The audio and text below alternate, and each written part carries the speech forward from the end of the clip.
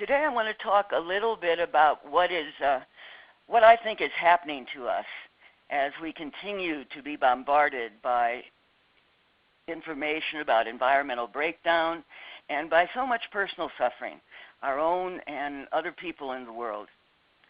I sense that more of us are shutting down. We turn away. We can only take in so much. Many people in my country go into denial. It's not really happening. It's a liberal plot to charge me more taxes. Let's just get on with my life the best I can. If the suffering is close to home, we might even get angry and strike out at who we think is causing the problem. Now, I don't see these actions helping anything, even ourselves. Dropping away doesn't help us, because it's not possible to shut out the world. We are more aware of what is going on than any human time has ever been. Never before have people been able to see so much trouble. And there's no way to change that. The world gets in and gnaws at our inside. Before I get into some of the ways that we can help to engage at a very simple and useful level, I have to share a phone conversation I had with my daughter earlier this week. I was telling her about this call and what I wanted to talk about, and she replied, "Can't you say something optimistic?" Well, it started me thinking. People love optimistic people. We want to be with them. They're fun. If I were in a boat in the middle of the sea, I would rather have an optimistic person with me than a pessimist. But optimistic people aren't usually involved in social change work because they tend to feel however it's going to work out, it will be good. It will be all right. That's the nature of optimism. I prefer the word hopeful. I once read that hope was a verb with its sleeves rolled up. Hopeful people tend to be helpful people. They're willing to work for change. They don't think things will automatically be good. They think if they lend their help, things might work out okay. I must say, with all I know about the state of the world, and I speak on it often and read the science, that's my job, I can't rationally be optimistic about the future for humans if things just continue as they are. All the evidence is for more dangerous disruptions, growing lack of drinking water, diminishment of topsoil that we need, a sea life that's losing its fish. I just read that trees all over the planet are getting funguses and different kinds of predators, and many trees are disappearing without us chopping them down. We are breaking down. We're not sustainable, and this is what happens. So how can I be hopeful? Because in my lifetime, I have seen people change their world, big and small ways. Life is change. The earth is about change, and change happens all the time. In my lifetime, I saw a brutal, racist system in the United States change with the work of the Civil Rights Movement. I've seen the role and status of women around the globe change in my lifetime because of the feminist initiatives. I watched the Berlin Wall fall. I've seen smog reduced and rivers cleaned in cities in this country. Humans can change things. We are not victim to some unforeseen karma. What we do can make a difference, and if we do nothing, nothing will change. So the cure for despair about our work is not optimism in my mind. It is discovering what we want to do about something we care about living in hope. So why do so very many of us, probably all of us at some point, not want to engage? Why is so much, at least in the United States, apathetic about what is happening? Well, one of the reasons is it all feels too big, too overwhelming. One problem after another. Everything looks too global. Some people go into denial, our belief that our technology will fix it someday. or they hope the next generation will have the courage to act. It's a hard place to feel alive. I actually had lunch with a friend last week who said I started to talk about what was happening in Europe with refugees, and she said, oh, it's just too depressing. I can't go there. I don't want to feel that. Others of us are waiting for the political leaders. Where are the leaders, we say? We need our leaders to act.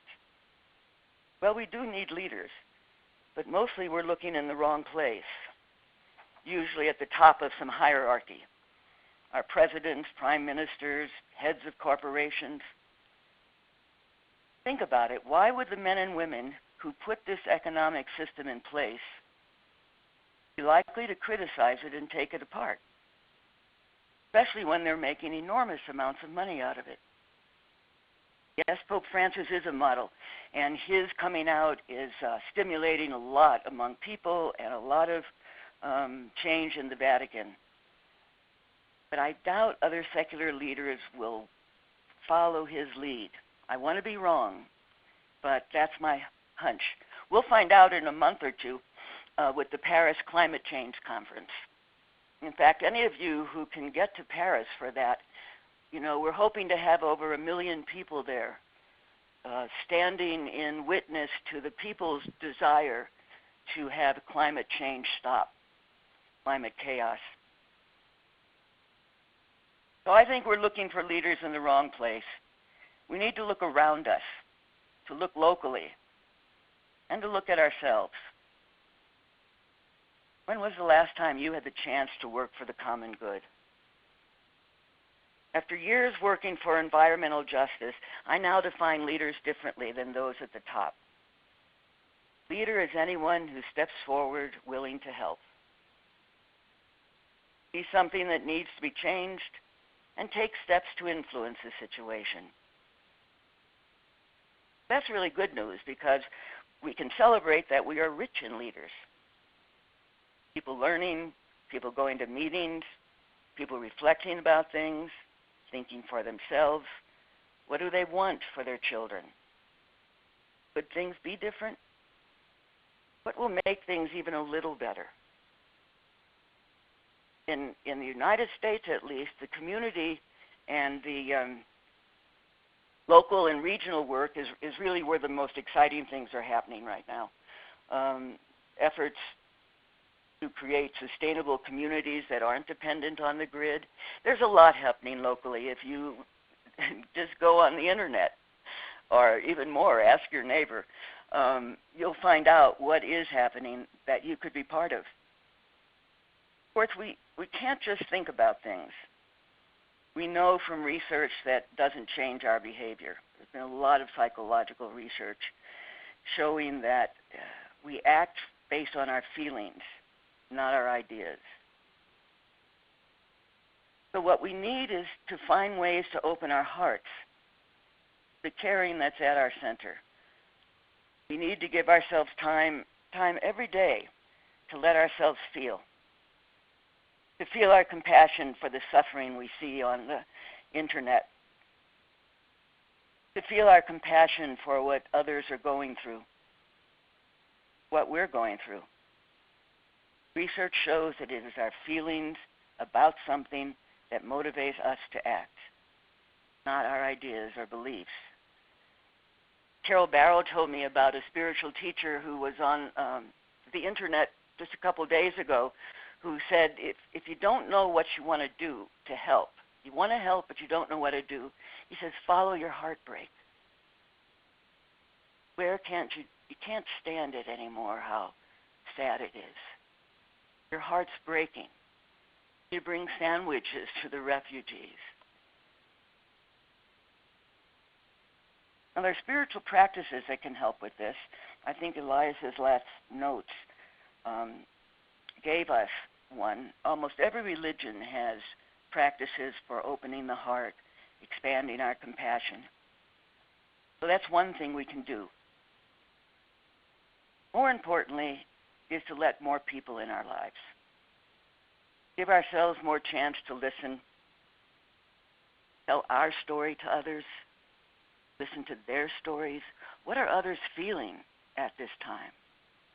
Feeling about what's going on in the community or what's going on that they see in the news. What would they like to see our beautiful world be in 5 years or 50 years? What do they want to be able to tell their grandchildren? Need to rediscover good conversation. One way to meet others. I'm not talking about quick chats in the supermarket line or those anxious coffee gossips we have over last media bad news. I often get into a kind of anxious place of, oh, did you see? What are we going to do about that now? That doesn't move anything, and it tends to make us all feel overwhelmed. It's natural to be fearful and anxious. Evolutionarily, those are in us to alert us to the fact that a strong response is needed. That's what fear does. But we can't get stuck there. We have to move on with our fear. That's why friends, neighbors, other people are essential if we're going to do anything. And fortunately, human conversation is the most ancient and easiest way to cultivate the conditions for change. All of our ancestors have turned to it. Most of what we do in communities and organizations today is focus on our individual needs. We attend a meeting or a conference for our own purposes. What can I get out of this? Or what can I learn that'll help my children? Conversation is different. Although we each may benefit individually from good conversations, conversations among people, we rediscover the collective, discover a sense of unity based on our caring, which opens up in response to listening to one another, and discover solutions. Let me give you one example. I was teaching a course on Friday at Naropa University to a class that had a lot of people in their 20s and 30s in it. And one of the students was a young man from Nepal who had gotten a scholarship and was there in his second year. And he was going back on the holidays to try to get his cousin to come over because Nepal had that bad earthquake last May, if you remember. And he was telling a group of friends that he was going to take a suitcase full of medical supplies, that surely that's what they needed. And in the conversation with his friends, one of the women said, well, she'd heard what they really need is incubators. I mean, he had been thinking Band-Aids and pills, but she agreed to help him call around and see if they could find an incubator for him to take over there.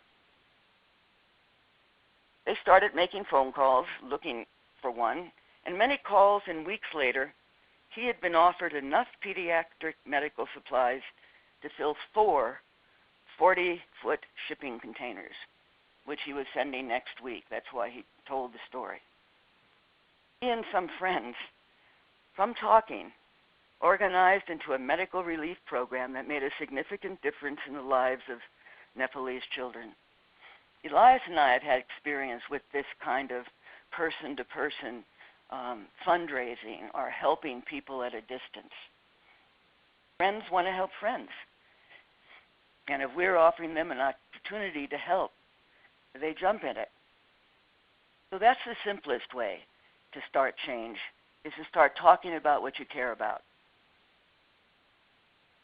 Now, starting conversation groups is not easy if you haven't done it before. It's hard to convene even a small group because you don't have the time, you don't have the space,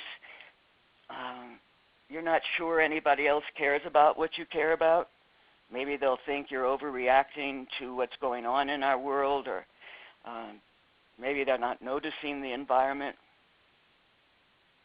But when we start them, we discover that, in fact, everyone's heart is broken right now.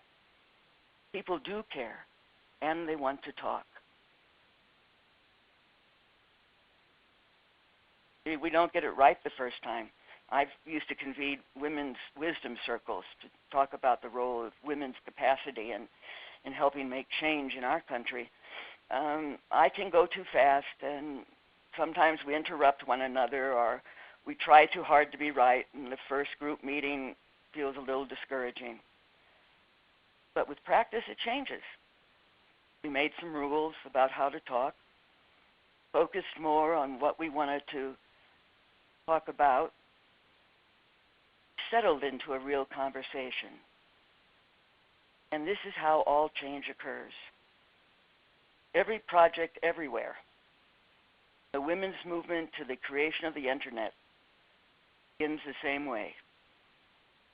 You ask anyone, you always hear the same thing. A few friends and I got together and we were talking about. Everything starts this way. There's creativity in our relatedness, and relationships empower us. I was thinking of the solidarity movement, and it began with about a dozen men and the Gans shipyard speaking to each other about their despair, their desire for change, their need for freedom. In less than 1 month, solidarity grew to 9 million workers. There was no email then. People talking to each other about their own needs, finding their needs shared by millions of fellow citizens. At the end of that month, 9.5 million people acted as one voice for change, and they shut down the country. So I am hopeful. Big change can occur. It can occur quickly. We can make our voice heard at the highest levels, and we can make a difference in a few people's lives. Whatever we're doing that, it makes us feel happier. I can guarantee that. Once we step in to try to help a situation, our hope increases, even our chance for fun increases. This is how all change occurs. In the end, how we respond to so much suffering in our world is going to be our choice. We can feel hopeless and overwhelmed by this world and its difficulties, or we can turn away, bury ourselves in our computers and our iPhones, and just try to live the best life we can. Or we can turn toward each other, reach out, listen, bear witness to the suffering, begin real conversations about what needs to happen, and we can help make those things happen. I think these are the only two choices we have today: withdraw, turn toward each other.